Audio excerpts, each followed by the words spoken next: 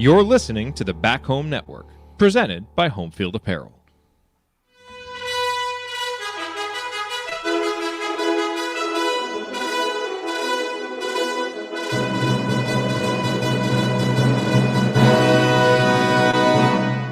And welcome, Hoosier fans, to another victorious episode of the Assembly Call, as today your Indiana Hoosiers go on the road without their starting point guard and beat Michigan 78-75 to move to 7-1 on the season overall and 2-0 in the Big Ten as they notch both early Big Ten wins. This was a game that seemed to be slipping away from IU a little bit. It was 56-51. They were losing in the second half. Mike Woodson took a timeout, and IU proceeded to come out of that timeout and score in their next 7 possessions to really get back in the game. Sees a little bit of control, but ultimately they were able to make enough plays down the stretch, made a few free throws. Michigan missed a few free throws, but a really hard-fought game. A number of great contributions from really anybody that stepped on the floor for IU, which is what you need in a road game against a team that maybe is of a similar caliber to you in Michigan. And so to be able to pick up a Big Ten road win is absolutely huge for the confidence of this team. And, lots of big plays. Guys stepped up who had not played well at other times in the game. And so lots to discuss as we talk about this IU victory, but certainly happy to do it with a victory in hand. And so we'll break it all down for you here. I'm Andy Bottoms here with the coach, Brian Tonsoni, and Ryan Phillips. And we are going to break the whole game down for you on the Assembly Call IU postgame show. And let's start this show the way we start every show, and that is with our Hoosier Proud banner moment.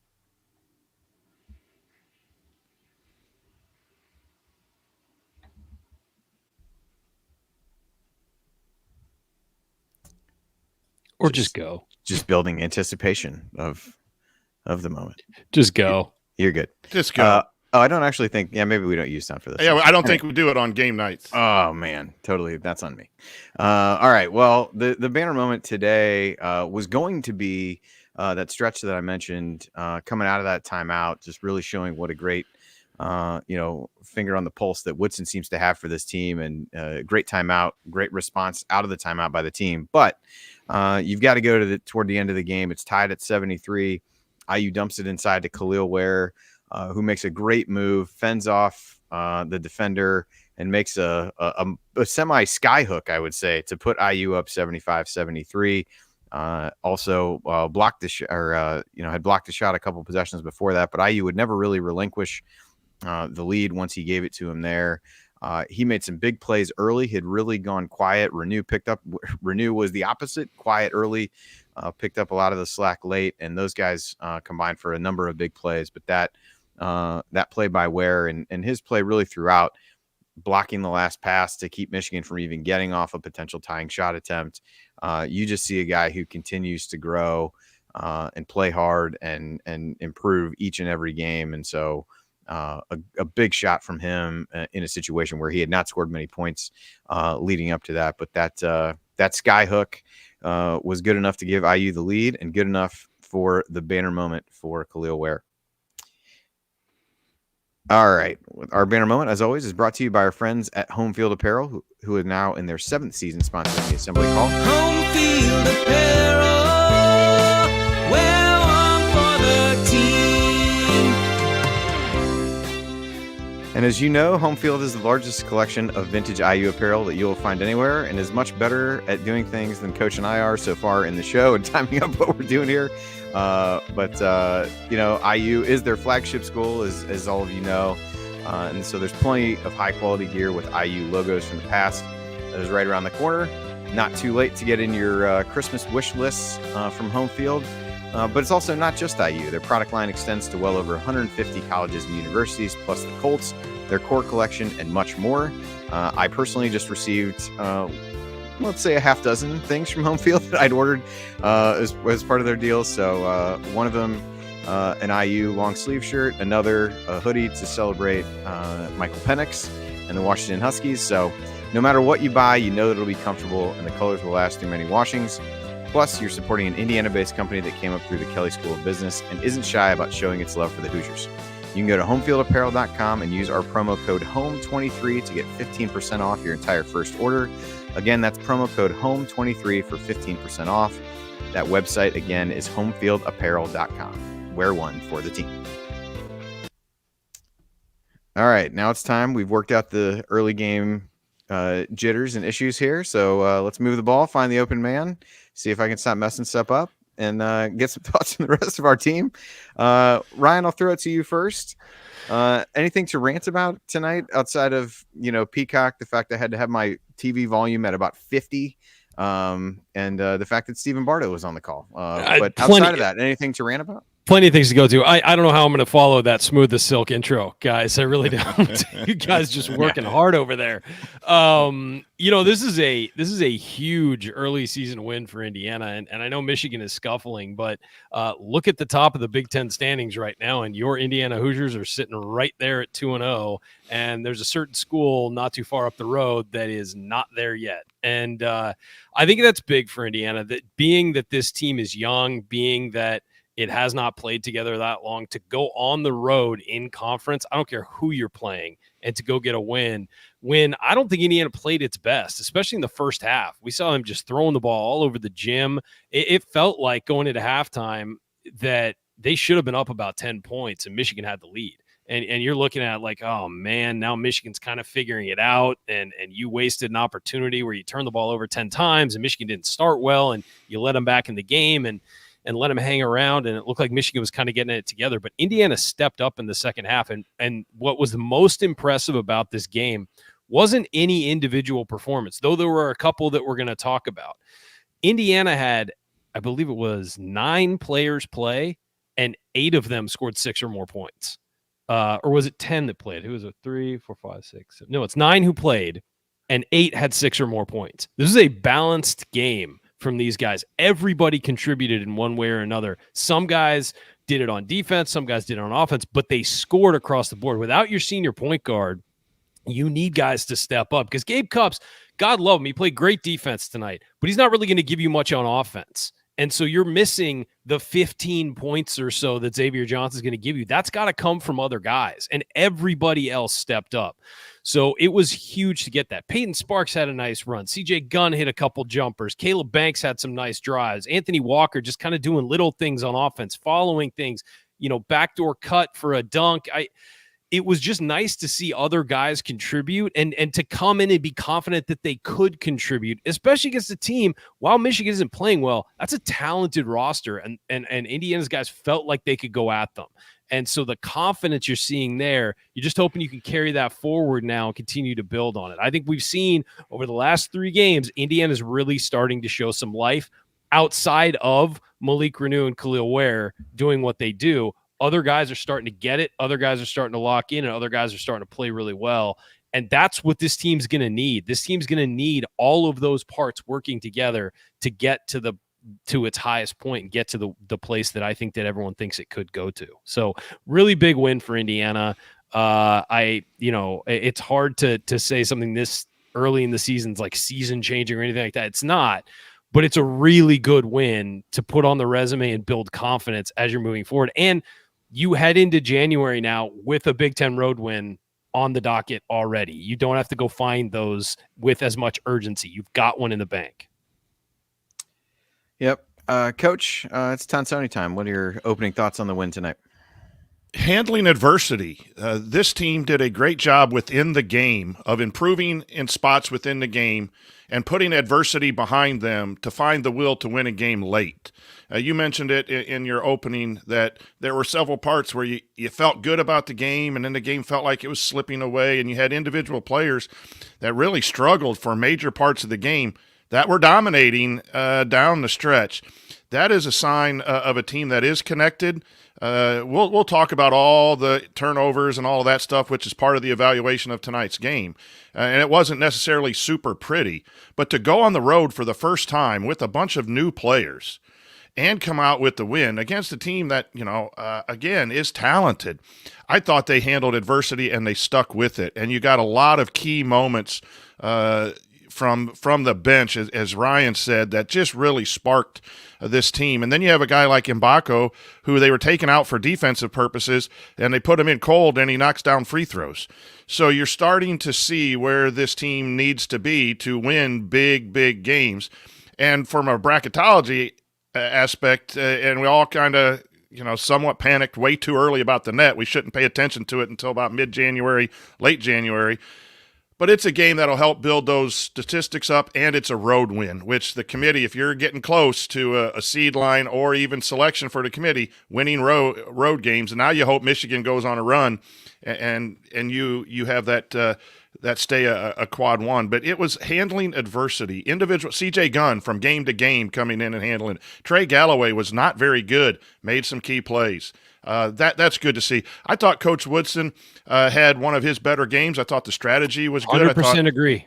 100% execution was horrible by the players in the first half, but his coming out of timeouts, coming out of the halftime, making some subs at times were better tonight. I still have some issue with that, but I thought it was really a well-coached game. That's 2 in a row here in the Big Ten for Coach Woodson.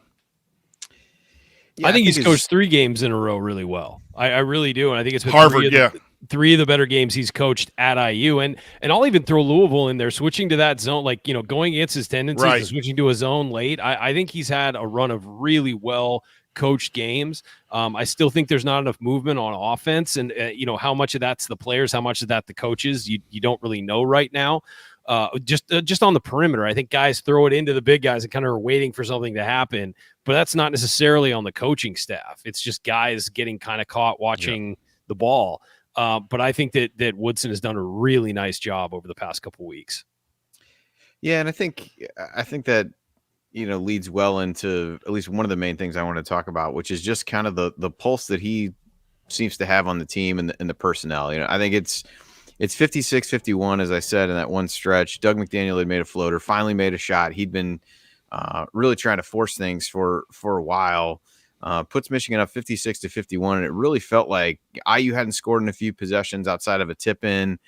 And it's midway through the second half. He takes a timeout, comes out, 2 of the next 3 possessions, gets Renew the ball on the block inside, who scores with his right hand, which was clearly not the scouting report on him, nor should it have been at that point. But, was able to score inside. Mbako scored on a big drive after, Michigan hits a 3. Mbako just comes right back down, rams it right down their throat, gets to the basket and scores.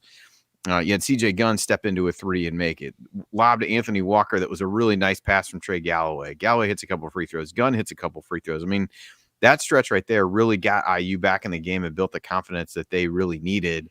And it was such a key timeout in that scenario, not just to settle them down and say, hey, we're going to get the ball inside to Malik coming out of this timeout, but just to kind of calm everybody down, get everybody back in the game, stop the momentum just a little bit, and work through that stretch. I mean, to me, that stretch, while the Ware shot was fantastic, that was really what won IU the game, because they went from feeling like they were teetering to being able to come back, take the lead in that stretch, and then kind of play a little bit of a back and forth game until they got to that point. But, Coach, as you look at that stretch, what did you see schematically that they did differently coming out of that? Was it just as simple as, hey, we got to get Malik the ball, or was there a little bit more to it that you saw? Well, I think they're doing a better job of when they have good offense, they move, and then the ball goes into the post instead of just throwing it into the post. There still is a lot of standing. Miller Kopp brought that up in the last game show about, are the perimeters, I'm really watching that, are the perimeters cutting to or moving to an open spot when they're spacing on that? And I just think that it was interesting that Michigan went away, started without doubling at the beginning of the game, then went to a double, and then went away from it down the stretch, and Renew just really took advantage of it. So I think there's some issues with us with double teams and kickouts that we can discuss later, but we just got the ball at a right time. And again, I give credit to C.J. Gunn in that stretch. He came in and just was a menace defensively, and when he hit that shot, that was a big, big momentum. And that's one of the things we've talked about hitting threes, and I don't know that we want to go down that path tonight. Let's celebrate the win. But when you hit threes, they can be they're not just 3 points, they're momentum. And I think hitting that 3 by CJ really helped the team get back into a part where, hey, we can get back in this game and make a run, and they did. And so that's why we're all clamoring for more threes, not 35 live by the three, die by the three, but timely threes can be very important in the overall feeling. But that's timely CJ three Gunn is like a big dunk. and Renew. Yeah. And those were the keys right there. And then I thought they guarded rather well for the most part. Especially that's early, a couple games in a row. Yeah. Off the jump, they guarded the perimeter real well. They lost it. They were staying close, Ryan. Yeah. They weren't switching as much, and Yep. they did Fighting some through nail screens. slot rim. Yep. But they also stayed a little bit closer, and they were trusting their rim protection. So everyone sees Gabe Cupps get driven. That's almost what you want. Just stay in front of him, Gabe, and raise your hands. Yep. And then let Ware come and play throw it. Where he fouled McDaniel. You're kind of like, oh, just don't foul him. He's dead on the baseline. He's gonna have to shoot it over you and Malik and Khalil Ware. Like, let it go. You're seeing some adjustments Yes, to the defensive personnel. game plan, to the personnel from Coach Woodson here as the season goes on that have been fantastic defensively. Absolutely. At times they switch, at times they don't, at times they doubled, at times they didn't. It's more active in changing things up than just a one way of doing things. I agree, and I think worth noting was that starting unit has struggled at times this year with the perimeter defense, and they've been better lately. But I mean, that's where we've seen them really struggle. I thought they were good from the jump. Michigan helped them a little by just kind of being slow to start. But that first 10 minutes, they really defended the perimeter well, kind of slacked off the back half of the second half or the first half, and then maybe a little to start the second half. But I thought they locked down as the game went on.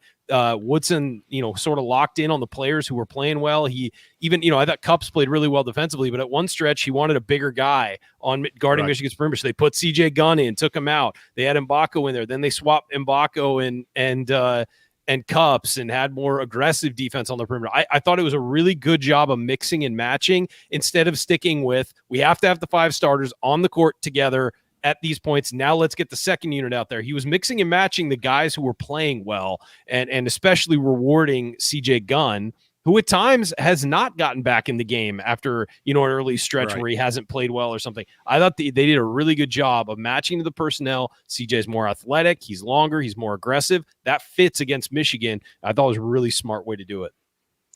Yeah, I mean, I thought another defensive adjustment he made was after Kamwa got pretty hot for Michigan. He started having Ware guard him a little bit more, and I thought that really gave him some trouble. But, yeah, I want to stick with CJ Gunn for a minute, Ryan, and I'll go back to you on this. I thought, obviously, Coach said during that stretch he was big, had a couple of steals in there, and that stretch could have been even better. I'm looking the way that I charted this down the stretch. IU scored 27 points on the last 17 possessions. So that's 1.59 points per possession. There were 3 possessions they didn't score. 2 of them were back-to-back where they should have had layups in transition. Yeah. Gunn kind of makes a great steal, throws a weird lob to Galloway who can't finish. Then Gunn does a Euro step after he gets another steal the next time, like going across the lane, trying to flip it back up with his left hand. But, man, he made some just tough as hell defensive plays, and I continue to think he is the best on-ball defender that this team has. Feels like it. He really was able to lock some guys up, and I think we finally saw what he might look like being mixed in with some of the starters. That's something we've talked about before, and so I guess I'll open it up just for you to talk a little bit about with him and how much difference that seemed to make for him when he wasn't a primary option. He was able to be a complementary piece with the second unit or with the a number of the starters and really seemed more comfortable in that role and focused a ton on defense with that group and was super disruptive. Yeah, one thing that's interesting with him when he's with the second unit, I feel like those guys are almost fighting for shots. It's like it's and they don't need to because they could all get some, but I feel like when they get in, they're sort of like, okay, I guess I'm supposed to go, and this is my opportunity. Let me go. Whereas when you see he or Banks with the starting, they just kind of flow better. They realize I'm not option number 1. The ball comes to me, we'll make something happen, but I'm not here to direct traffic. And I thought CJ Gunn, I think you're right about that. Other than X, I think he is the best on-ball defender. I think more so not just because of his ability defensively, because I think Trey Galloway is a really good on-ball defender too, but he also has length and athleticism that Trey just doesn't have. And I think that, Trey's an athlete, but he just doesn't have the length and the lateral quickness that CJ does, and CJ's ability to just match up with anybody on the perimeter and make it, havoc for him. And he also has great instincts for where the ball is going to be. And that's why you're seeing him get so many steals. You're seeing him be so disruptive. He just has great instincts. And so it was really nice to see him, get in with that top unit and then be able to let the game kind of come to him as opposed to having to go find it.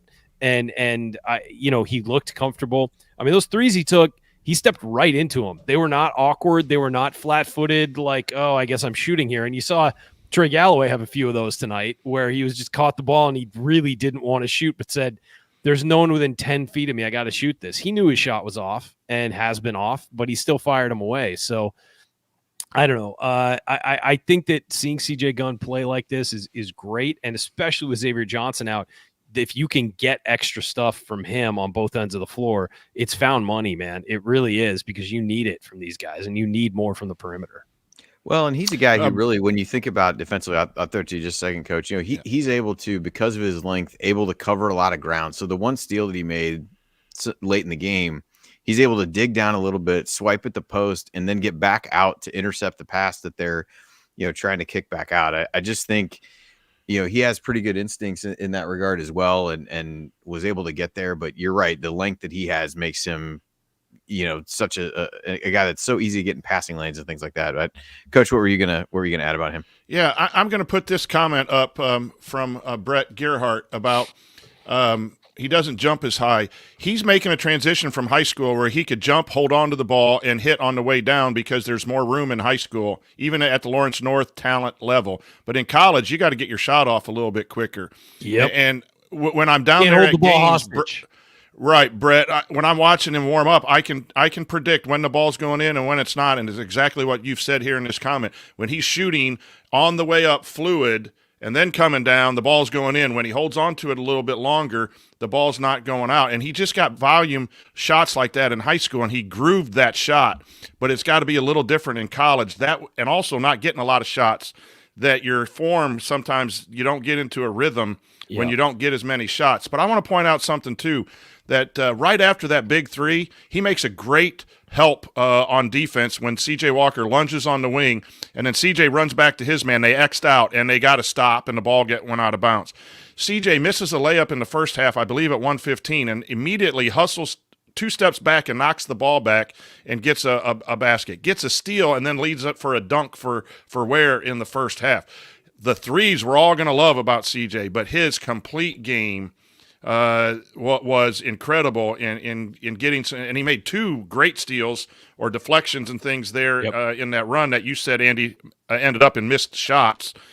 He did make the one bad play where he threw it back in out of bounds. I thought he was trying to reestablish himself, and then he was falling out and thought he should have thrown it to the corner. He thought he had something. But other than that, I just thought he did a lot of great hustle plays all night tonight. And that happens when a shooter hits a three, then a lot of good things happen. But he locked in defensively first tonight, and that's going to be really important for Coach Woodson. One thing I want to mention before we get out of this segment, just because we're talking about guys who impressed us tonight, Mackenzie Mbaka, we may not talk about him tonight because there's so much else to get to, but coming in off the bench cold and canning 2 free throws at the end, incredibly important. He hadn't played in a little bit. He hadn't shot in a little bit. Came in. He had been on offense a couple times in that stretch. They were going offense, defense, but he comes in off the bench, hits those 2 free throws. That was absolutely huge for a freshman to come in and do that. And he is Indiana's best free throw shooter, so you can rely on him. But on the road, his first Big Ten road game, hadn't played in a bit, hadn't shot the ball in a bit, comes in, knocks those 2 free throws down. I thought that was enormous. Yep. One other thing wanted to touch on. I mean, it wouldn't be an IU postgame show if we didn't talk about the interior play on the front line. So it was kind of a tale of 2 halves for both Khalil and Malik. So first half, Khalil ends up with 9 points. Really came out, played well early on, but only got 8 minutes because of foul trouble. So even in that, gets 9 points in just the 8 minutes. Renew, on the other hand, only ends up with 4 in the first half, a couple turnovers, then came out, turned the ball over a couple times in the first few possessions of the second half, but ultimately really got settled in, had a couple stretches where they really played through him as they've done so many times this year. He ends up with 11 points in the second half compared to just 4 for Khalil Ware, although the biggest one from Khalil was that shot that was mentioned in the banner moment. So sick. I think that, I think as you look at those guys, they continue to complement each other well. But really want to talk about Malik because I thought he struggled for a good chunk of the game, and credit to him for being able to settle in and make some of those plays when they went back to him. But Coach, what did you see from him that he was really struggling with? I know we've talked a lot about how much he's putting the ball on the floor and some of those kinds of things, but he really, for I don't know, 2/3 of the game, maybe 3/4 of it, really struggled in stretches in a way that he had not coming into this game. Yeah, to come to think of it, I don't know if he was getting the opportunities that he got late when Indiana just designed to go into him as the clutch player, which is a compliment to him. But he struggles sometimes in recognizing the double team, and he spin dribbled. Early on, I think he had a post move, and he tried to reverse spin, and the guard came down and knocked it down. But he had 4 turnovers, 3 in the first half, and then 1 again to start the second half. He was just making bad decisions. I thought he was really his worst game up until the very end, and he might get my game ball. I'm undecided. Yeah. Like, there's so many ways you can go on the game ball, but when you get the ball down the stretch and put the game away and put the team on your back and handle the adversity within the game, what I mentioned in my opening, he is a bright, shining star for that because he was not good offensively. He didn't rebound. Then however you pronounce that guy, in a 13 or whatever from Kumwa or whatever it is. Not even gonna try. So that and Shedder or whatever his name was, they got some tough names to, please. It's Shedder. Shedder. But he was getting abused there 4 times in a row, and he was getting out rebounded. He just struggled for whatever reason. He was struggled, but he didn't let it stay with him. And when it came time, he wasn't pouting. And yes, you want players to play perfect, and yes, he's going to have a hard time in the film room when they get back to campus and watch film because it wasn't pretty. But he's going to get a lot of praise from that coaching staff for sticking with it and ending up with 15 points and some key buckets. But he just didn't have a feel tonight. And sometimes players have that in a 32-game schedule. Didn't have a feel. Ware had it going early. The foul trouble got him in and out at times. And so, but his rebounding is fantastic, guys. Just a huge part of this team being good. Yeah, and Ryan, feel free to hop in on Renew here as well. But I think where this was maybe one of the first games where maybe a little bit like the UConn game, but this was like more of an introduction to true Big Ten basketball than I think what you saw against Maryland, where he's just getting hammered. I thought there were multiple times in the first half where guys kind of like walking up into him while he's shooting. And Maryland did not do that to him. Renew got banged a bunch, and so this was, I think you see what a weapon that turnaround jump shot can be. I was glad that in that moment at the end of the game, he didn't rely on that and settle for that, as he's done some other times. But I thought it was a good way to see him play through some of the physicality that he's going to see as we head through the rest of the season. Yeah, Phil Martelli had them playing Philadelphia basketball. Had Michigan playing Philadelphia basketball tonight. And I've always been told there's Philadelphia basketball, there's Indiana basketball, and there's LA basketball. Indiana is very solid, shooting, perfect form, all that. LA is very flashy. Philadelphia is punch you in the kidneys whenever you go up for a shot. And that's what it felt like was going on tonight. And hey, if the officials aren't going to call it, it's going to be a tough, bruising game. And that's what it was. That's what the Big Ten is. And I thought that where they weathered it. I think that I'll say with everybody, I think the adrenaline of the beginning of the game really hit them hard, and they came out very energized. We're playing really fast defense. And when that wore off, everybody kind of hit a wall, and they were real loose with the basketball. And, it was everybody. You'd see like Peyton Sparks grabbed a rebound and dropped it like twice and tried to dribble and dropped it again. Like they just weren't solid with the basketball. That happens to you on the road when you're not used to being on the road in those environments. And so I think that Renew, he's in his second year, but this is the first time he's being heavily relied upon in those situations. And he's, they're making, guys who usually make smart plays are tossing the ball out of bounds, are tossing into bigs, and you're playing an athletic team. You're trying to throw it over. CJ Gunn tried to throw it over the top on a rainbow, and it's like, you're not getting that over a 6'10" guy who's athletic, CJ, you're just not. Now, lesson learned, they started to get better. Second half, only 3 turnovers, but you saw everybody, including Renew, having a struggle there. But the thing that I love about Malik Renew is how damn tough he is mentally to not just give up. He's only a sophomore who didn't start last year. He comes back in the second half, and when Indiana needed him, he was there. He bullied his way to a number of baskets and was not timid despite getting hammered consistently. I mean, there were 3 or 4 times he went up for shots where he just absolutely got annihilated. You text us, Andy, it's like, he could get hit with a 2x4 right now. They're not calling a foul. And I think that might have happened once, actually. But I think they quickly slid it off the floor. Yeah, but it was like a wrestling scenario where it came out, and then the other guy grabs it from him away. and throws it into the front row. There's somebody who sits on it. Yeah. But no, it's the mental toughness to not give up on a game you're not playing that well in. I thought he played pretty well defensively too. Look, some of those jumpers that were getting hit over him, I'll have that guy take those all game. He's not getting by you. He's not laying it up. He's shooting it over a 6'9" guy with an outstretched arm. If he's going to make those, you tip your cap and walk away. I'd rather have that than Renew fouling him to try and make that tougher on him. So I just thought it was really good. And by the way, Khalil Ware, and I mean, we've done nothing but sing his praises this year. That bucket he scored down the stretch, that is an NBA move. And that is why people are salivating about him. Back to the basket, cruising across the lane, little sky hook, like perfect. No question it was going in.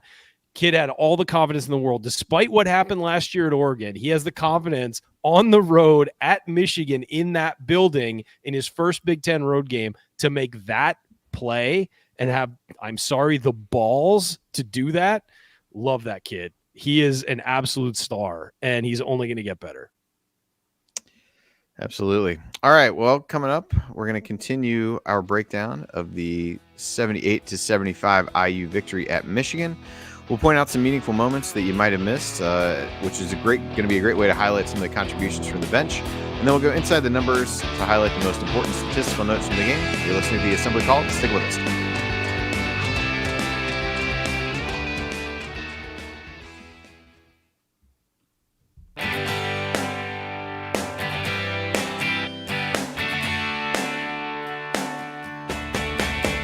Hi, this is Jawan Morgan. What's the only thing better than getting IU's first triple-double in 47 years? Celebrating it with friends afterwards. Join Jared, Andy, Ryan, and Coach on the Assembly Call after every IU basketball game. Go Hoosiers. All right, welcome back to the Assembly Call IU postgame show. I'm Andy Bottoms here with the coach Brian Tonsoni and Ryan Phillips, and we're breaking down Indiana's 78-75 win over Michigan, which moves the Hoosiers to 2-0 in Big Ten play. And now it's time for today's meaningful moment that you might have missed. Meaningful moments that you might have missed. Lots of meaningful moments. And guys, I think Ryan mentioned the balanced scoring and some of the contributions from the guys off the bench. I thought, in a lot of ways, some of these meaningful moments are going to be very much, in my head, centered around the bench guys who made plays. So I'm going to start early in the first half where – Gabe Cupps, I think this was right after, I think he had, I don't think it was him who turned the ball over, but I don't know if it was when they went to a timeout and McDaniel kind of stuck his finger in his face or something like that. Cupps came out pretty quickly thereafter. I think it was after this, and basically just picked his pocket, stole the ball, gets down the court, leaves it for Khalil Ware for a dunk. And there was another time. Actually, I don't think that was it. It was when Cupps got fouled. I think he made a couple free throws at one point, and actually made one of the more aggressive drives to the basket that IU had in the first half, where guys were really overplaying. Went to the basket. Just thought he showed in a couple moments that he was not afraid of the situation. And while, as we said, he didn't really, didn't score a lot. Thought he played good defense. Did a great job trying to fight through some of the ball screens to get around to keep McDaniel hemmed in. But I thought a couple real just kind of toughness plays from Gabe early with that steal against McDaniel, and then the big drive. Like I said, one of those two came after either he fouled or made a turnover or something, but basically just like responding in the moment. I think, Coach, you said this earlier about the resiliency within the game. But, Coach, I'll throw it to you. Any thoughts on Gabe Cupps, or even if you want to transition to a meaningful moment? Yeah, Gabe Cupps is there to move the basketball and try to keep a guy in front of him as much as possible. He's not replacing X. He can't do what X can do with the basketball or even defensively. So he's got to do what Gabe Cupps is doing, and he's going to do that. He's not going to fill a stat sheet. but he does make a lot of plays. And for the most part, teams are going to come after him. So he's going to give up drives, and it may look like he's getting abused, but that's where you trust that rim protection in the back, that he's got to do that without fouling. Just contest, hold your hands up, make it a difficult shot, and let your bigs come clean that stuff up. I think he's doing what Gabe Cupps can do. He wasn't brought in to be a starter this year. He was brought in to be a backup. He's forced to be a starter, and for the most part, he is doing things that help Indiana win ball games. But he's not going to be a volume scorer. I'd like to see him get his feet set on those kickouts and be a little more confident shooting the three, because I think he can hit it or drive to the elbow and pull up. But he's really not out there for shot volume. He's out there to guard, to get us into the right offense and to move the basketball and move people, and I think he's done a pretty good job. When I watched the Maryland game, he and Leo were fantastic. It looks bad when they get driven because they're not super athletic guarding people, but boy, did they get people in the right spots, and that ball moves, and they're good passers, and I think we just got to make sure we understand what Gabe's role is. And he's a momentum guy too. Like those two steals against Maryland and tonight, some of those times he just gets after things. He can really change momentum. Yeah, other meaningful moment from another one of the bench guys. We'll talk Caleb Banks a little bit, and Ryan, curious to get your thoughts on him. I thought he had a couple really nice drives where just put his head down, got to the basket, used his athleticism in matchups where he could. And even the one turnover that he made in the second half, which was actually IU's last turnover of the game at around 11:26 left in the game, didn't turn the ball over for as bad as they played and took care of the ball early on. Didn't turn it over for almost 11 and a half minutes to end the game. I thought even that, you could argue he got bodied a little bit into that travel, but was able to make a couple really nice drives, finish in traffic, got the dunk off of the scramble play where Gunn knocked the ball away and didn't give up on a play that Coach mentioned earlier. But I think you continue to see Banks really provide that energy off the bench. Had some other plays where you'll miss putbacks, but kept the ball alive. Just feel like he's settling into a role. But even within that is a guy who's playing with a lot of confidence and trying to use the advantages that he has with his quickness and being able to get to the basket. Yeah, that first drive he had, it was just a quick, caught the ball, just quick rip through and went. There was no hesitation. There was no, there's a lane for me here. He just ripped it through on his guy and went. He bullied his way through on another one. You're right, on that one drive, he was absolutely bumped into a travel, and the announcers even pointed that out. He was bumped into it, not his fault on that. Well, he had one turnover and that was it. But yeah, I love his athleticism, and I love his general, his size and athleticism on the wing is great for Indiana.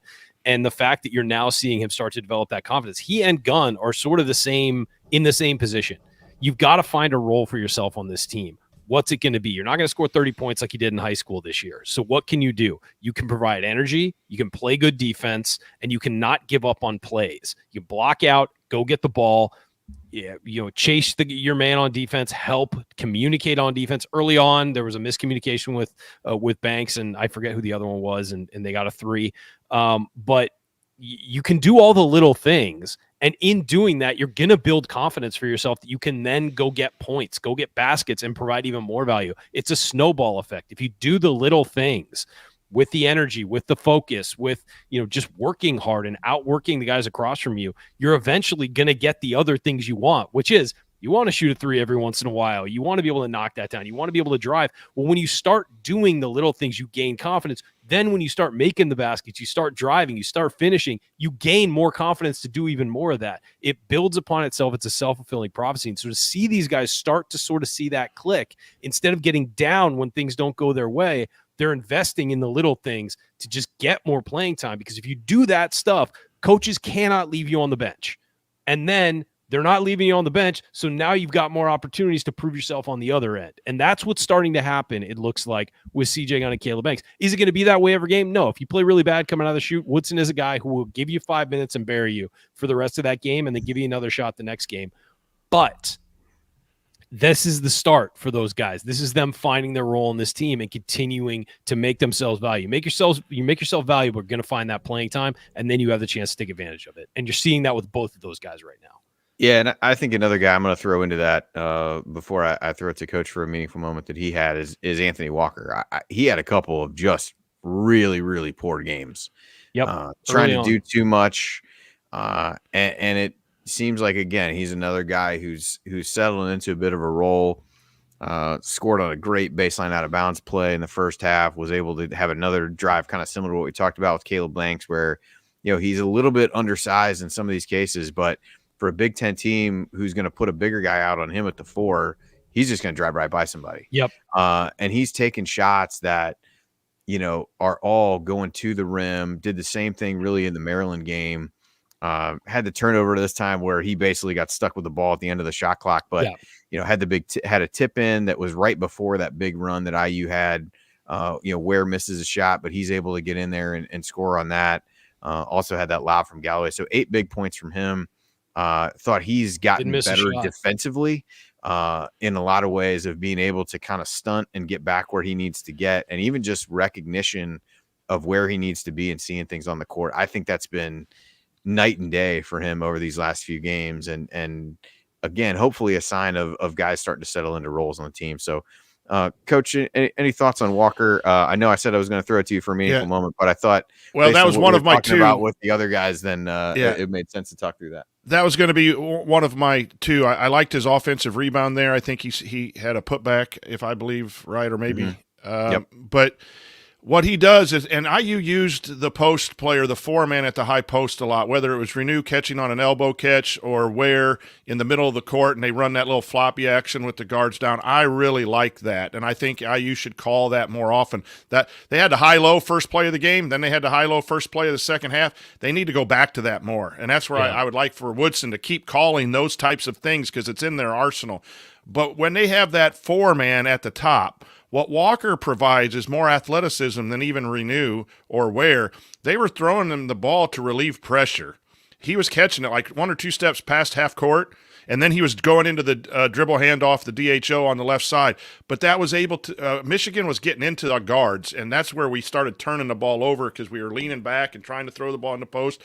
And that when Walker came in, he provided that. And then he's the slasher role that he has developed is key. And if he can do that instead of hunting those 15-foot shots or 3-point shots or trying to do too much, he had the one late shot clock mistake that really is not his. He's got to try to do something there to get a shot off. I thought he was fantastic tonight.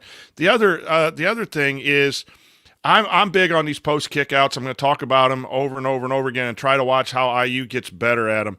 They've struggled. They struggle with the post kickouts on the doubles, and they're taking way too many bad shots at the rim. And I'd be interested to sit down with the coaching staff and wonder if they're hoping to get fouled or they want them to be aggressive. But there are times when you could dribble back out, find a trailer for a 3 instead of flinging something. Banks does it a couple times. Galloway really does it. Those transition steals, when you got to make a judgment instead of throwing some crap up there at the rim because you got a steal.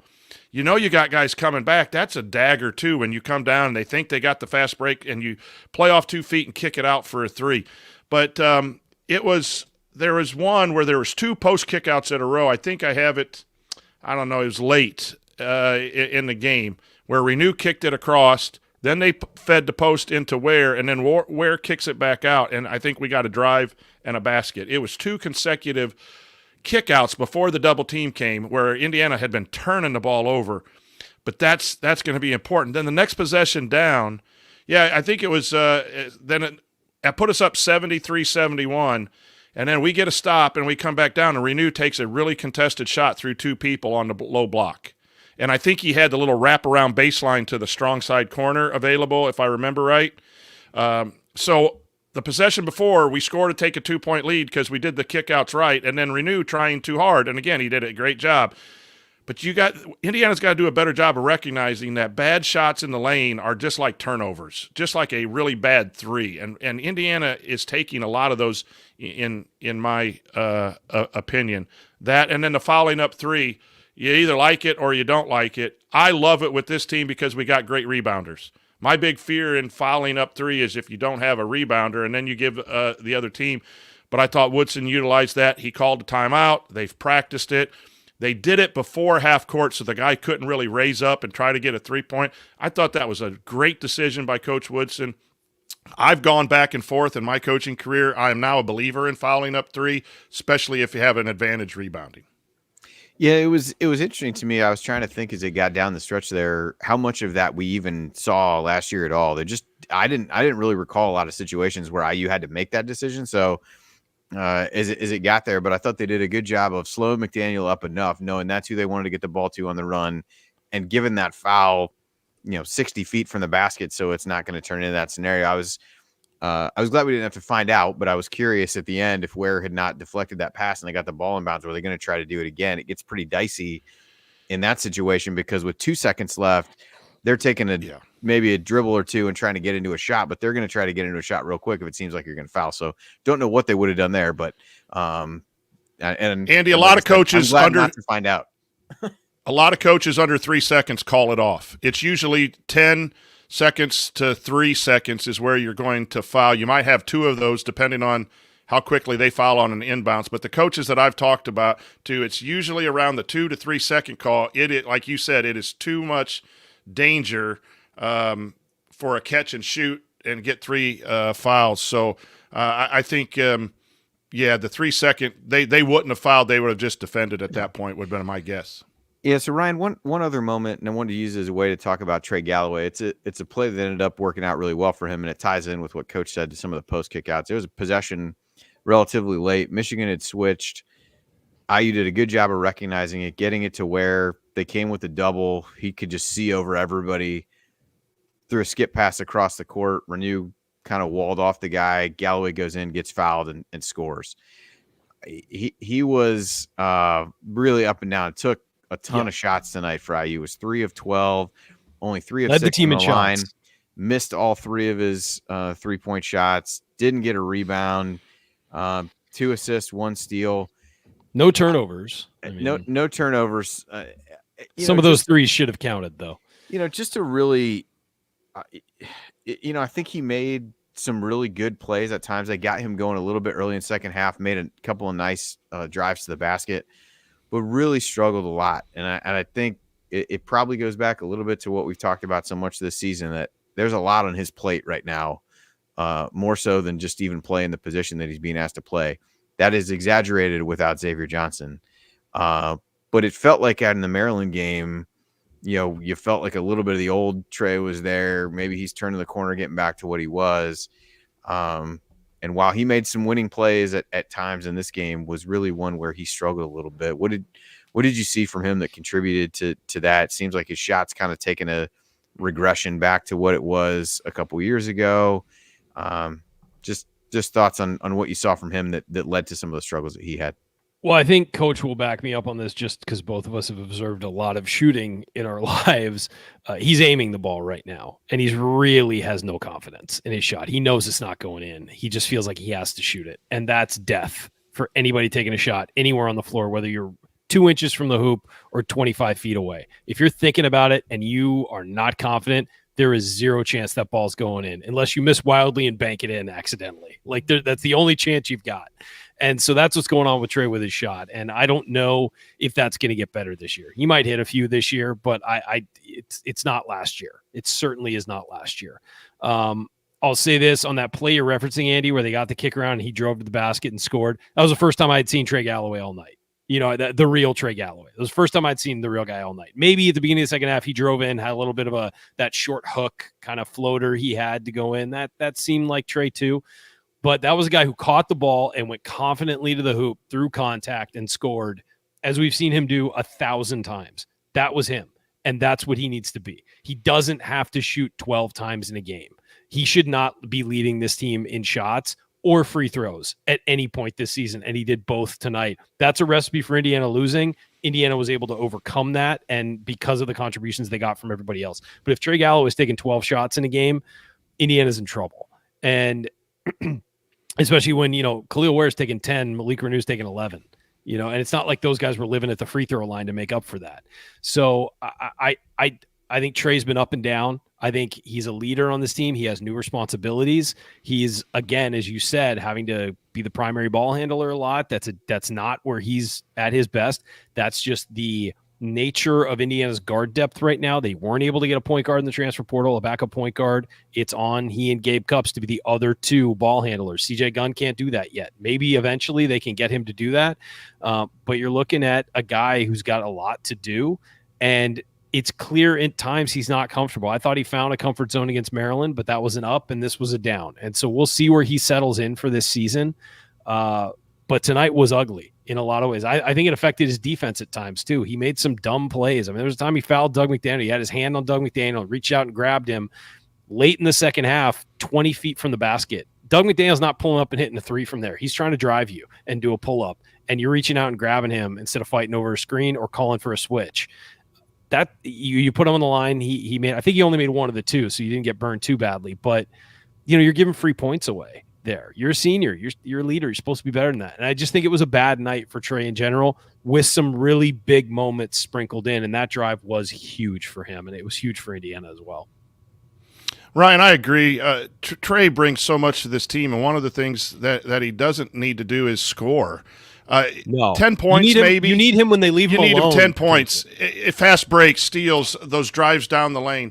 But, yeah, he is overthinking his shot right now, and he's taking seriously the responsibility for production almost to a fault in some of the plays at the rim that I talked about in the shooting. It'll come around. He had a great game against Maryland. But, it's one of those things where he had more assists against Maryland. I don't know that he had an assist tonight. If Indiana only had a few as we transition into numbers, I think they only had 7 assists tonight. Tonight was a north-south game anyway.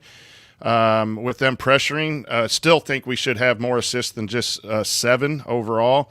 But the execution and the passing, the turnovers, all that stuff happened in the first half. But, yeah, he just struggled tonight. Yet he made some big plays down the stretch, and that's hence can you improve within the game? And both he and Renew made winning plays at the end. That's what you want from your veteran players, because you would want these guys to be perfect 32 games in a row. They're not. Indiana's 2-0 without their starting point guard in the Big Ten on the road with their best players taking a half to get going for the most half. That is really pretty impressive that they stayed with it. Many IU teams of regimes near and not so near would have lost this game because they weren't prepared to play on the road. And that's a credit to these coaching staff and to these kids, these young men that, they handled it tonight. Yes, they didn't. Trey did not have a good game. Toughness, but it is. And you're going to need that because you're going to have to win against better competition. Michigan's talented, not a super great team. You're going to run into Auburn. You're going to run into Kansas. We need one of those games. Games like this can really move Indiana closer to winning those types of games. All right, before we transition to stats, a reminder that the Meaningful Moment is brought to you by our friends at the Hoosier Ticket Project, where they help individuals and families experience Indiana University athletic events in person for the first time through the generosity of alumni and fans. To learn more about how you can donate money or extra tickets to help create meaningful moments for other IU fans, you can visit HoosierTicketProject.org. Again, that's HoosierTicketProject.org. And as we get ready to go inside the numbers, these are brought to you by Jackson Hewitt Tax Services. If you live in Bloomington or the surrounding area and you want your taxes done right, contact our friend and Chat Mob Hall of Famer Megan Mahaffey and her team in Bloomington, Bedford, and Martinsville by calling 812-339-3334 or visiting jacksonhewitt.com. Well, guys, in terms of key stats, I'll throw this out, and this is probably a jumping off point to everything. IU made their 3 threes, and they were done. But if you look at the composition of where IU scored, it's a little bit more what I guess you would want. You got 52 points in the paint, 15 points at the free throw line, 9 points on threes, and 2 other points somewhere on a mid-range shot. This is not going to be a team, and I think, Coach, you said this in the Discord, like, we got to stop hoping that there's going to be a bunch of threes, because there just aren't going to be. And I think there were times that guys had shots open to take, and they didn't. There was one possession, I swear, we passed up 3 wide open threes to kick it to somebody else. It was almost like they were told on that possession, who would then pass up a wide open 3 to pass to somebody else who's wide open, who would then also not shoot the ball. But but I think points in the paint, IU almost doubles up Michigan. And I think as you look at that, shot diet, whatever you want to say, Michigan only hit 4 threes, took 17 on the game, which is really, a fairly low number, IU was able to run them off the line a little bit. And if you think about how these numbers come together for them, they had 28 points in the paint and they made 22 2-point field goals. So, that means they made 8 mid-range shots outside the lane. Those are shots you're kind of willing to give up. And I think, Coach, that speaks a little bit to some of the things we've seen change a little bit schematically from a defensive standpoint of not giving up as many wide open threes, being able to run guys off the line and force them into the shots that IU might want them to take as opposed to the shots that the offense wants to take. Yeah, again, I credit the scheme. I think in the last few days they've gone away from the massive 1 through 4 switching, because I think that got Renew in some foul trouble. He still got in foul trouble with that. I think they still have the nail slot rim philosophy, but sometimes they're on the elbow, sometimes they don't switch. I just have been really impressed with that change, because the threes were going down at high volumes and kept poor teams in ball games early. And that's what you do as a coach. You have a philosophy. If things aren't working, you got to tweak it a little bit. But I think all of that, the effort for these guys have been there since game 1.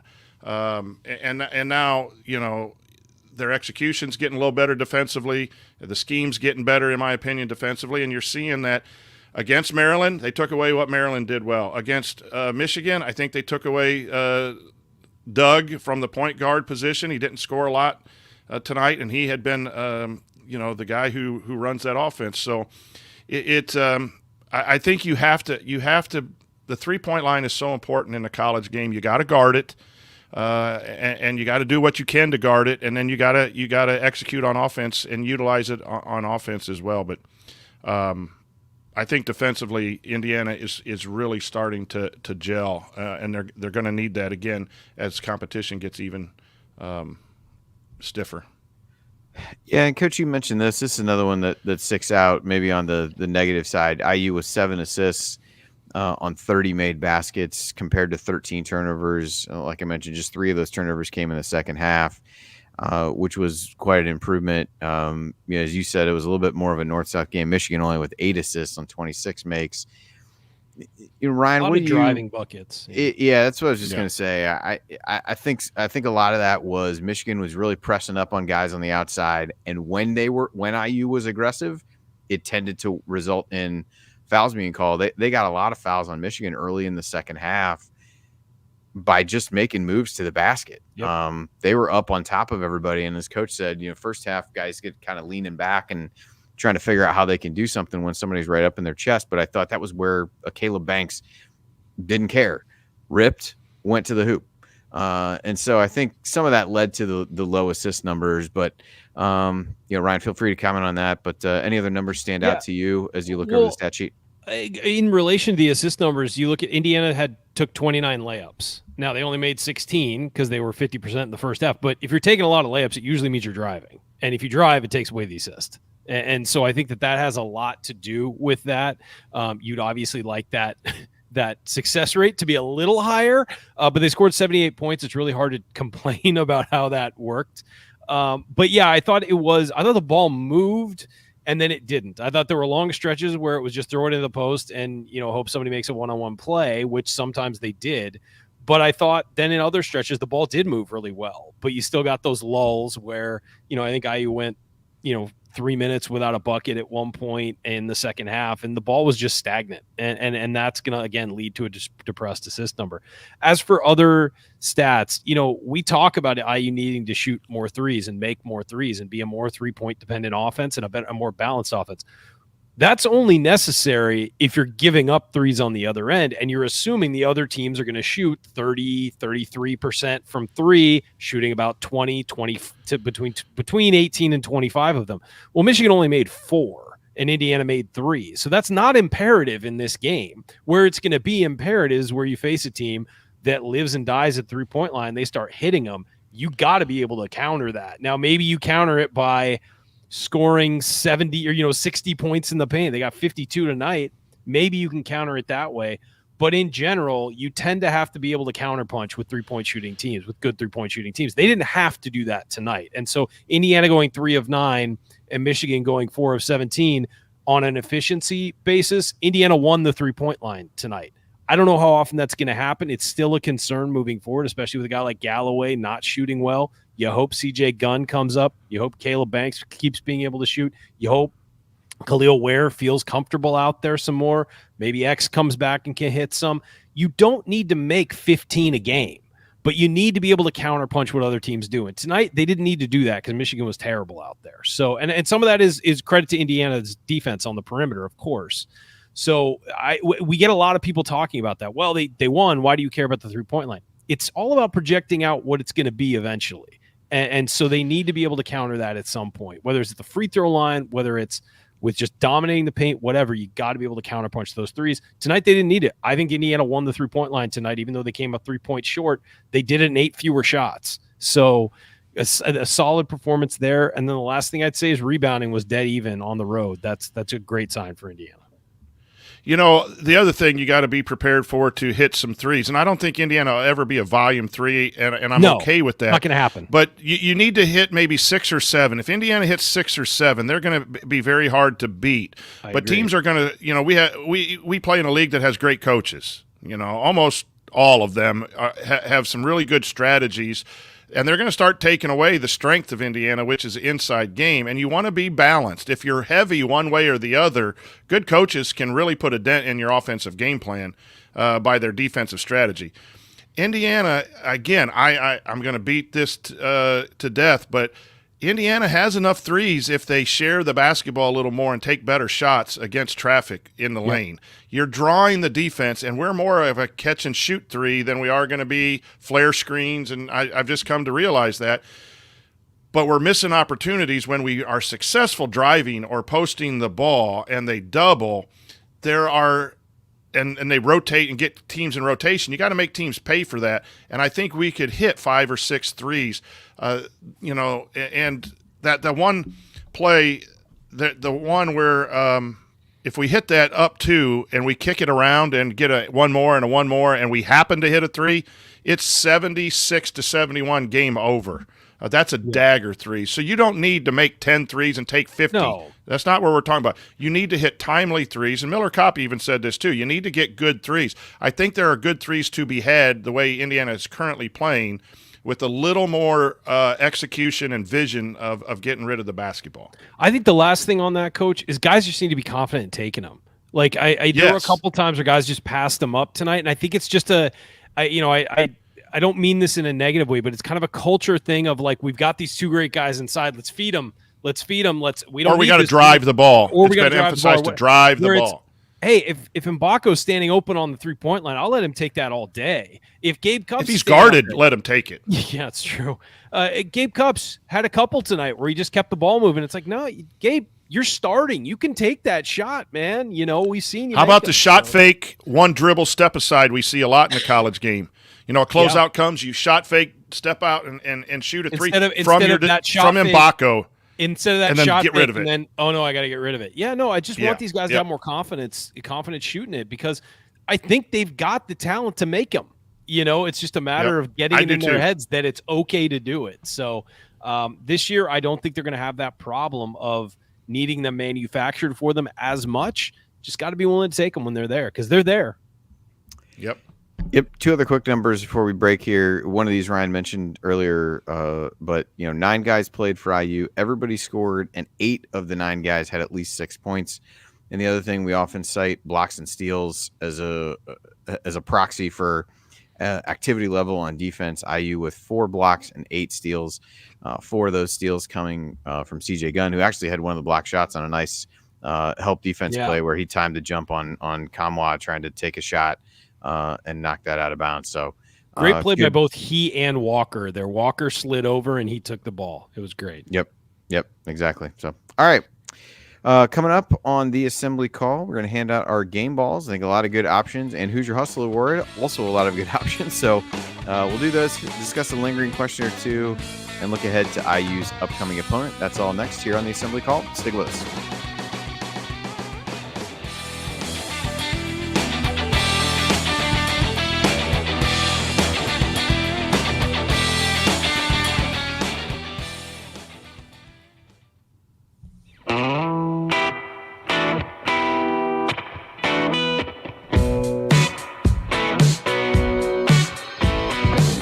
Hey, this is Deron Davis. And what's the only thing better than dominating a Duke big man in the post? Is celebrated with friends afterwards. Join Gerard, Andy, Ryan, and Coach on the Assembly Hall call after every IU basketball game. Go Hoosiers. And Gerard couldn't make it. That's unfortunate. Gerard is not here. Gerard's busy. But you're listening to the Assembly Call IU postgame show. Mine is Gerard. I'm Andy Bottoms here with the coach Brian Tonsoni and Ryan Phillips, and we're breaking down Indiana's 78-75 victory over Michigan. It's now time for our game balls, which are presented by our friends Allie and James at Bloom Environmental. As we enter the colder months and begin to stay indoors a bit more, they want to make sure everyone knows about radon, a colorless, odorless, radioactive gas that is the leading cause of lung cancer in non-smokers. It enters buildings through cracks and gaps in the foundation and through service pipes of homes.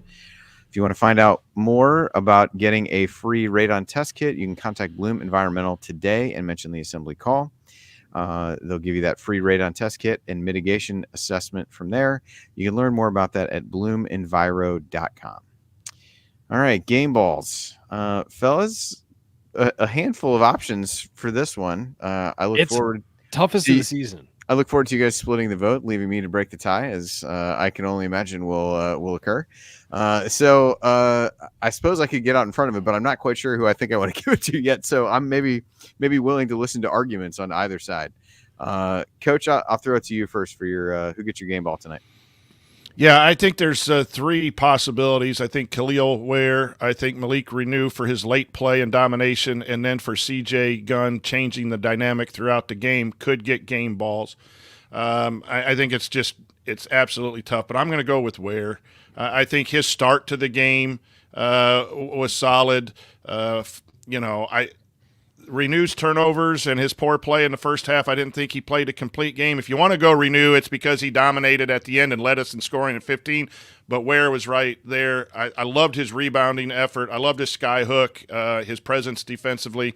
And, again, I thought it wasn't one of his better games. I think he's had more dominating and better games. But I'm going to go with Ware. All right, Ryan, which way are you going to go? I've mentioned this a lot on this show, and I was told in journalism school that how you finish is all with something you're writing or a movie or whatever. How it ends is what people remember. Unfortunately, my philosophy on that could cut two ways here because Khalil Ware had that last play, and that's all everybody's going to remember from this. But in the second half, Malik Renew had 11 points. 3 rebounds, a block. He played 17 minutes against Ware's 16, and he was plus 10 where Ware was plus 2. So, Coach, I don't want to even repeat what you just put in the chat right now. But on the game, I really think that Renew's when the chips were down for IU in the second half, when they were behind, he took over and got them right back in the game. And Gerard Morris texted us actually and said Malik needs to take this game over right now. And he obliged and did. And I think he got to give it to Malik. I think Ware's amazing. We expect that from him now, but Malik led him in scoring. He had 6 rebounds, 2 offensive. He did have the 4 turnovers, but he only had 2 fouls also. And this was the game he could have gotten into foul trouble, and he didn't. He stayed out of foul trouble. 2 blocks, 33 minutes at a plus 6. He had more blocks than Ware. So I'm going to have to go with Malik by the thinnest of margins here. Well, as I knew you guys would, you left this to me to break the tie. Both made compelling arguments in this case. My lean, and I'm gonna stick with it. My lean was Ware coming in. I think he makes the game-winning shot, deflects that very last pass, and I think what Coach mentioned about the start was so important for this team. To be able to settle in, get a little bit of a lead, play with some confidence. And I think what you saw from IU when he went out of the game in the first half was really where things started to get away from him a little bit. They had a 5-point lead when he left with his second foul, and they just kind of tried to limp their way to the finish line and get into halftime in a relatively close game. And so I think just his presence defensively continues to be such a deterrent for opponents. And I thought defensively, when they switched him on to Kamwa for a bit, I don't think Kamwa scored too much after that. And so I'll give it to Khalil. I thought some big rebounds in traffic, as Coach mentioned, in the game-winning bucket. Don't think you could really go wrong with either guy, but I'll give mine to Khalil Ware, who is taking the mantle from TJD in terms of game balls. It's his 6th on the season. I think this was the hardest one of the. Well, it's back-to-back hardest because Galloway was real tough with Ware last time. But I think this is the hardest one we've had all year because it was the tale of two halves for those guys. If Ware doesn't make the game-winning shot, I think it's Malik's game ball. But I agree with you guys. I think it's 50-50, and Ware was fantastic tonight. All right. Well, let's do the Hoosier Hustle Award now, which I think a lot of worthy candidates, but I think maybe a little bit easier choice on this one.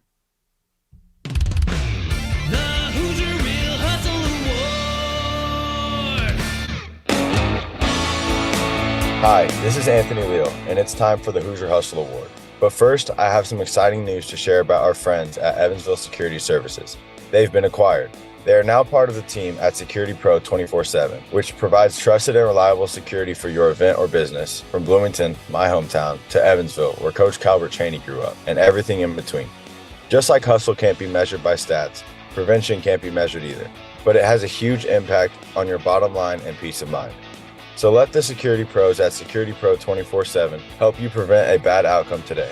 Visit securitypro247.com to learn more. That's securitypro247.com. And tell them Anthony Leo sent you.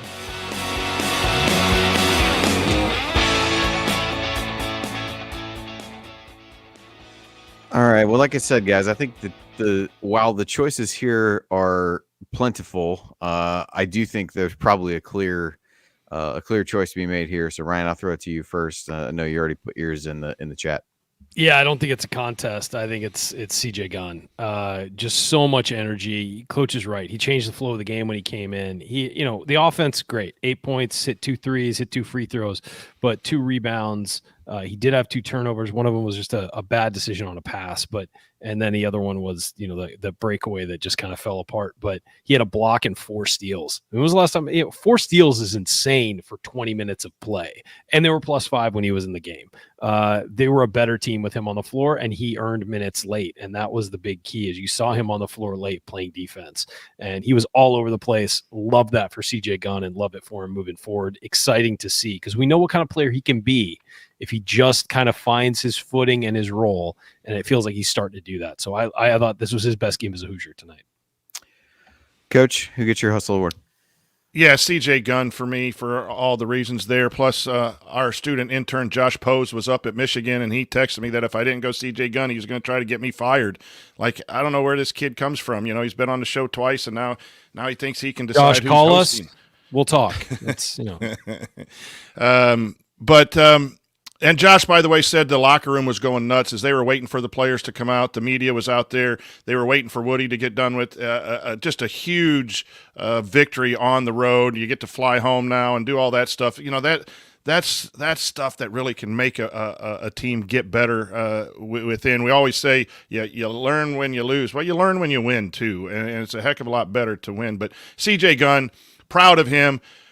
A lot of us had said that if he can reach the level we think he can as soon as he can, it helps this Indiana program. Well, tonight was that night with the steals, the deflections, the all-out hustle, and again, playing through the adversity. He makes a bad play, throws a ball, which is a Michigan bucket. He missed a layup on one end, and he makes a hustle play. Those are things I like to watch as a coach. What do you do when you make a mistake? What is your next move? Does it take you 2 or 3 minutes to sulk and then start playing hard again? And CJ had none of that. He played through his mistakes tonight and made hustle plays. Just didn't play. He made hustle plays immediately after having some trouble. So hopefully that continues and his shot making continues. It'll still be up and down. He and Banks will still have up and down. That's what sophomore players, developmental sophomore players will do. But tonight was a night where he was ready when his number was called and really produced at a high level, especially with the energy. Yeah, he gets mine as well. I think this was a far easier one than the game ball conversation, and it's something that Ant Wright talked about with Jared and Tony on, I guess it was yesterday on Monday, and just talking about he just wanted him to be able to play more, to try to let him figure things out, and I think he earned the right tonight with his play to get more run with the starters and to be able to figure things out, and he flourished. Made a couple, he would follow up a good play with the a questionable one every once in a while, but like Coach said, he got right back in it when that would happen, and really just never gave up on any of the plays. Played solid defense, knocked down a couple big 3-pointers, and just really hope that this can be a springboard for him as he moves forward, because given you don't know how long X is going to be out, and you just Galloway's been up and down. If somebody can ease some of the scoring burden that Galloway clearly feels, we talked earlier whether that's necessary or not.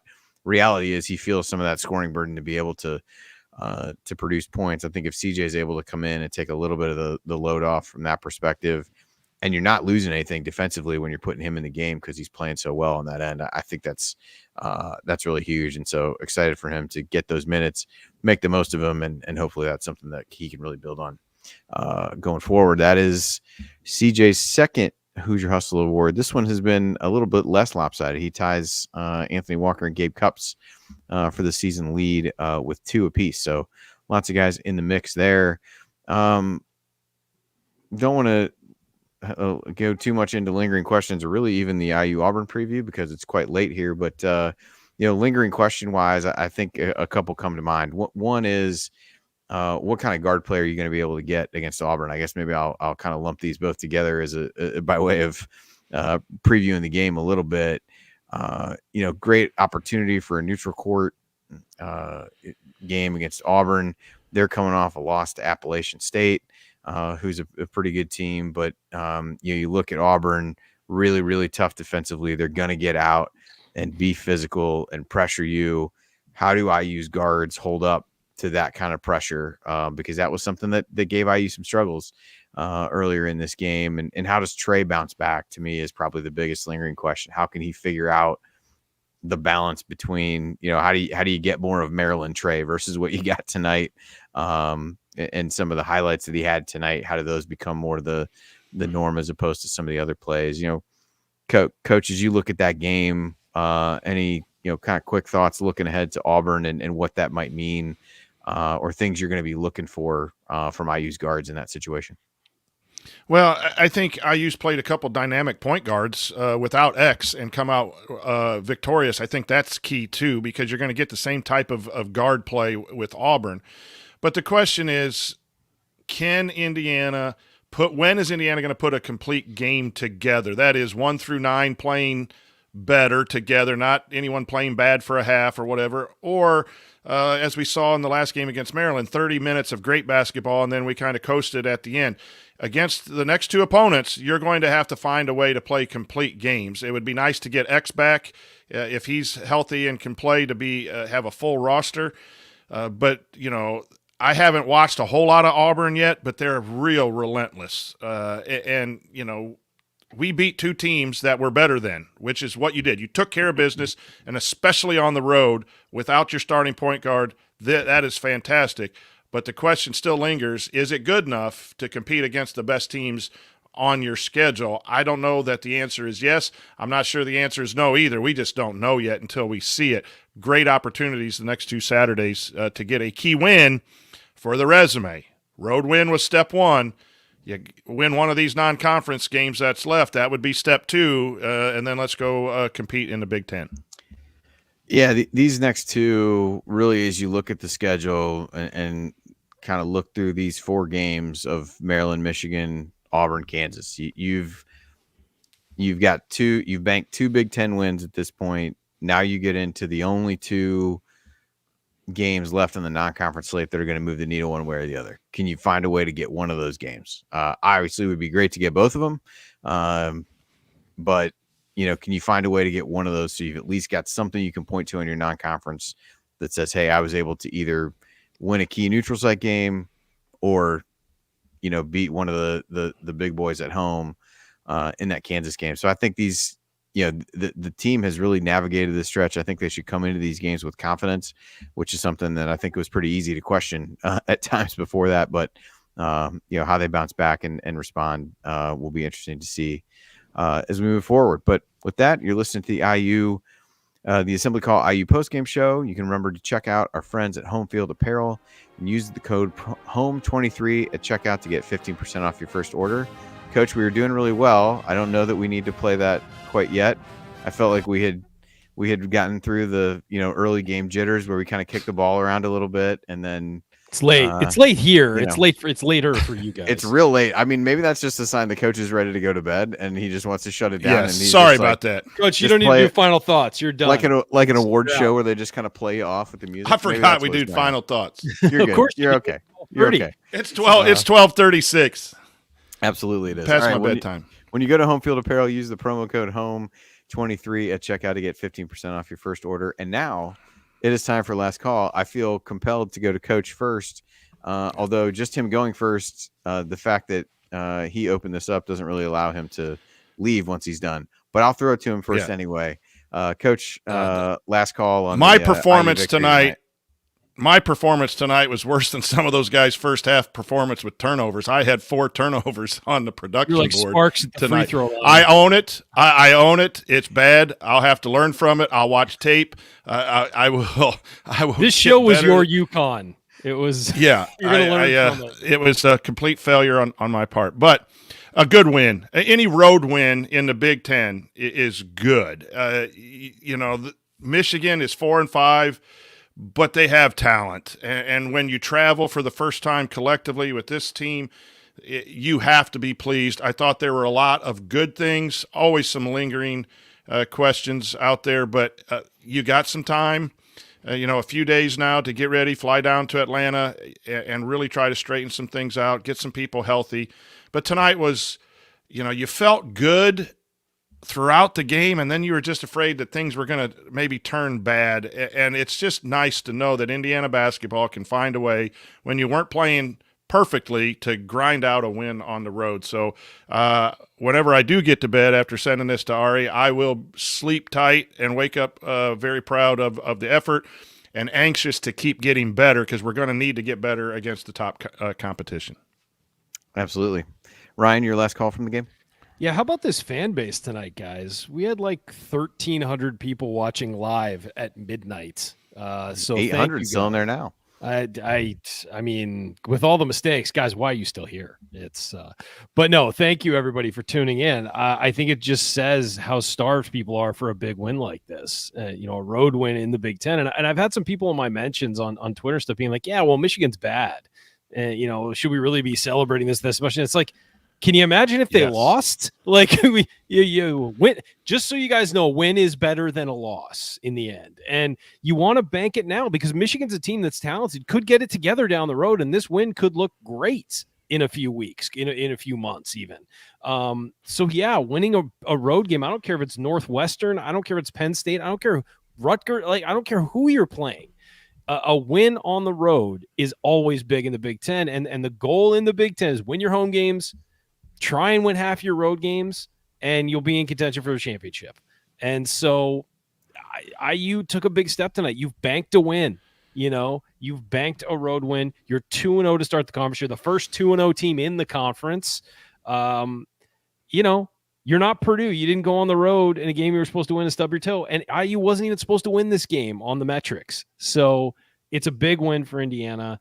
It's a big win for this team. Like, forget the IU program. Forget the name on the jersey. These kids needed a win to put them together, to continue to build this, because we've said what they do now is what they're going to be in January. We're going to know in January. Things like this along the way, these signpost wins, are huge for building that confidence, building that continuity, building that chemistry. That plane flight home is going to be so fun, guys, and they're going to be so motivated to have another good plane flight home the next time they play on the road. So big win for Indiana. Got to be proud of those guys for maybe things weren't going their way. They toughed it out in the end, and you got just a brilliant play from your NBA center there at the end to really notch the win and be the biggest play of the game. But everybody contributed, and I think that's the most encouraging part. So now they got to keep it's always, we always say it, it's not about the win, it's not about the loss, it's how you respond to it, how you carry it forward. So let's see how they can carry forward. How do they deal with success moving forward? And this team's shown over the last couple games they do pretty well with success. So we'll see if that keeps going. Yeah, I think from my perspective, we've talked about this a lot and kind of the journey that this team is going to be on. And I don't think it started the way that people thought that it would, but you're starting to see it come together. You're starting to see more and more signs of guys figuring things out, guys understanding roles, guys playing with more confidence, and being able to come back from difficult situations in the game. I thought, a lot of coaches' comments about resiliency really ring true with a bunch of guys who have not played together all that much. And I think there's something powerful if they can start to get to a point where they believe they can win some of these games, fall back on these experiences of, hey, this game seemed to be getting away with us. We righted the ship and really and scored almost every possession down the stretch of the game. When they really locked in and focused after things seemed like they could have gotten away. They could have let that 5-point, deficit get to 10, lose the game, and go home and be like, well, tough Big Ten road game, just couldn't get it done. But they, found a way to rally together without the guy that you would expect to be running the show at this point. And so to bank 2 Big Ten wins without Xavier Johnson, I think it's given opportunities to other guys who have really seized the opportunity and played well. And so hopefully those things become springboards for those individual players, but also for the team. And so, not there yet, still mistakes and things that this team can do better, but you're starting to see some of the things that made you excited about at least the athleticism of the guys who are on this team. And I think as we've talked about, you've seen some schematic adjustments that you don't feel like guys are just out there making the same mistakes over and over and over again without fixing it, without it being addressed. And so I think it's, hopefully a run of exciting play for these guys. And like we said, two biggest non-conference games are left on the schedule coming up the next 2 Saturdays, and see how they get through those. And but at least when Big Ten play starts up again in January, you're already 2-0. And so I think that's huge. And as you look at ways to build confidence for this team, these guys are excited. It sounded like, as Coach said, in the locker room, and they deserve to be, because any Big Ten road win is a good Big Ten road win, and super happy for them and how they were able to pull through, even when there were times that things weren't going their way, and fixed a lot of things in the game. So 7-1. Excited to see what this team can become as they continue on this journey and they continue to grow. But we'll be glad to follow along, and maybe this is a game we look back at and say, hey, this is something, the experience they had here pulled them through another game as they get further into the season. But that'll do it for this for tonight's edition of the Assembly Call. If you want to see us do the show live and be part of the live chat, make sure that you subscribe to our YouTube channel at youtube.com/assemblycall. And don't forget to go to substack.assemblycall.com to join our free email newsletter. Special thanks to Bob Thompson for the music you hear on the show, and special thanks to John Ringer of Rig Design for designing our logo. And thank you for listening. We'll be back to talk IU Hoops again with you on Thursday night. Until then, take it from me, Jordan Halls. Keep your elbow in and your eyes on the rim. And go Hoosiers. That's it. We're done. No more questions. Thank you. Thanks for coming out. Hey, the show's over. Here I come, Coach Tonsoni. Not one chance she's awake right now. No. Not at all. Hey, he's gonna tap her on the shoulder. Still listening. Like, get off of me. Yeah, Andy and I totally screwed that up on purpose so that Jared has to do the show and the producing all at once. So we can get fired from that job. Sorry about all that. I need to have a second screen. Coach, the people didn't leave in en masse. You're fine. You're good. We had a pretty good system worked out when we were doing the Assembly Call radio shows, but I clearly forgot that some things are different during the actual postgame shows, as I sit there and cause dead silence while waiting for you to play something that you had no reason to play. So, hey, so FYI, everybody, one note, tomorrow, the Big Lead's biggest article of the year comes out. Please go to the site and read it. You'll find it on Twitter. Don't just click on the tweet, click on the article for me. It's something we spent 6 months working on. It's the Sports Media Awards, and it basically has consumed my life for the last month. And the only breaks I've gotten is to do this show. So I am probably going to be up from now until it publishes in the mornings, which will be at 10 Eastern. So you guys go enjoy sleep. I will not. And please click on that tomorrow if you get a chance. If you see it, I'm sure the Assembly Call account will share it too. But it's our biggest day of the year, so other than the Super Bowl. So please go check that out. Help me out a little bit. I'd appreciate it. Definitely. That's all. I do feel like Coach and I blew our chance at winning one of these awards. Yes, you guys did. You were in the running. Yeah, in the running. For podcast host. That's something we've got to live with. And I got to go rewrite that now. It's kind of a pain in the ass, but this will only make us better as we go forward. It will. You'll learn, and next year you'll come through. It's good. Yeah, absolutely. All right, well, everybody go check that out. Coach and I need to get some rest, and I hope everybody enjoyed their first IU game on Peacock. What a time to be alive, and so glad we can enjoy it together. All right, guys. Good night, everybody.